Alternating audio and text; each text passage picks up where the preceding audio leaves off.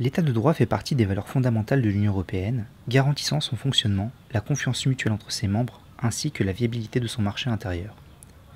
Si cette notion, beaucoup l'ont entendue, moins nombreux sont ceux qui savent ce qu'elle implique et où il s'applique. Ainsi, l'équipe de speakers s'est rendue à Haute-Pierre et à Cronenbourg pour demander aux habitants de ces quartiers ce que état de droit signifie selon eux. Bonjour, comment vous appelez-vous ? Je m'appelle Mehdi et j'habite à Cronenbourg.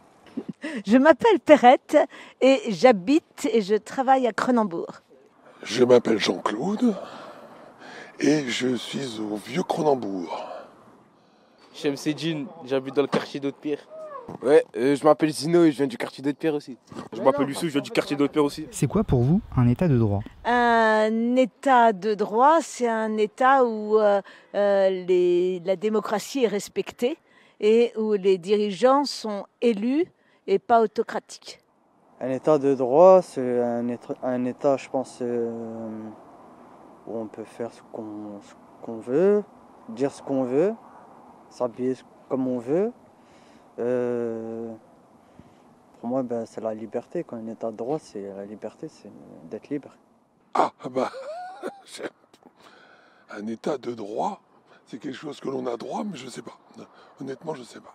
Un état de droit, pour moi, c'est un lieu où la loi s'applique. Débattre et voter. C'est quand il y a une république et que les citoyens, ils ont des droits. Droit de vote et tout ça. Y a-t-il des pays en Europe qui n'en sont pas ? Je pense que tous les pays sont des pays où sont des états de droit, je pense. Après, il y a peut-être des pays où c'est un peu plus dur, où la démocratie peut-être elle est un peu moins présente qu'en France. Et voilà.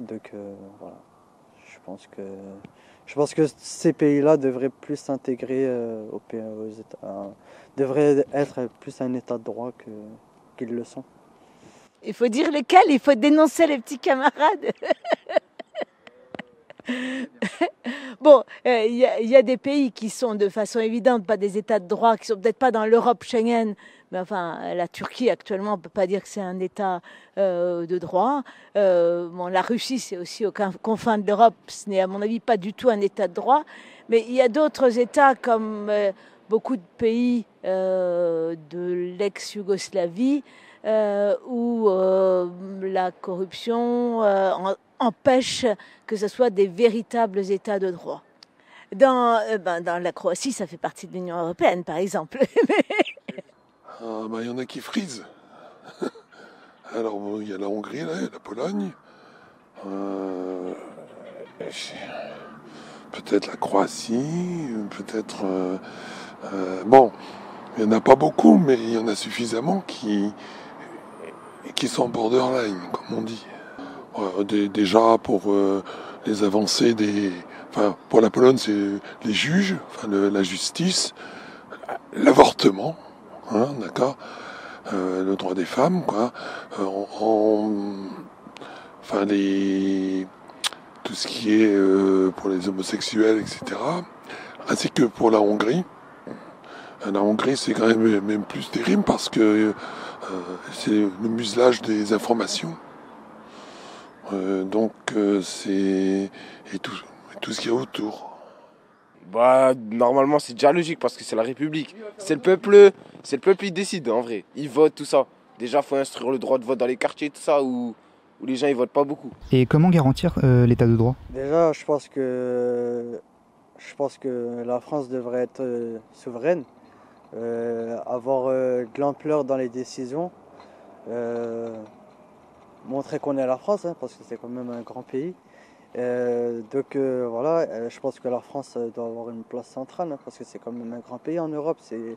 Pour moi, je pense que c'est le plus grand, voire qu'il est dans le top 3. Donc je pense que la France doit avoir des décisions fortes et qu'on ne doit pas on va pas dire se rabaisser par rapport à certains pays, mais je pense que la France doit montrer que voilà, c'est la France, quoi. Je veux dire que même s'il y a des dirigeants qui sont élus, ils n'agissent pas de façon démocratique et prennent des décisions autocratiques, donc eux-mêmes, sans consulter les gens, et d'autre part ne respectent pas les droits de l'homme et de la femme. Bon, premièrement, il faut que qu'il y ait une structure qui soit le moins triangulaire possible, c'est-à-dire qu'il n'y ait pas une personne qui soit placée à la tête de l'État, et deuxièmement, qu'il y ait quand même des structures de contrôle qui puissent surveiller comment les décisions sont prises. Je pense aussi qu'il faut tout un système d'information de la population pour que les décisions et les votes puissent être pris en toute liberté et en toute connaissance de cause. Ben d'abord, j'irai voir les gens peut-être. Parce qu'en fait, il faut un peu descendre enfin, pas de son piédestal, mais de ses fonctions. Et écouter le peuple, mais en rasant, quoi. Mais pas en survolant. Ça, c'est une des choses les plus importantes pour moi, quoi. C'est l'écoute. Et se conseiller. On met des restrictions, on met des amendes, on envoie en prison.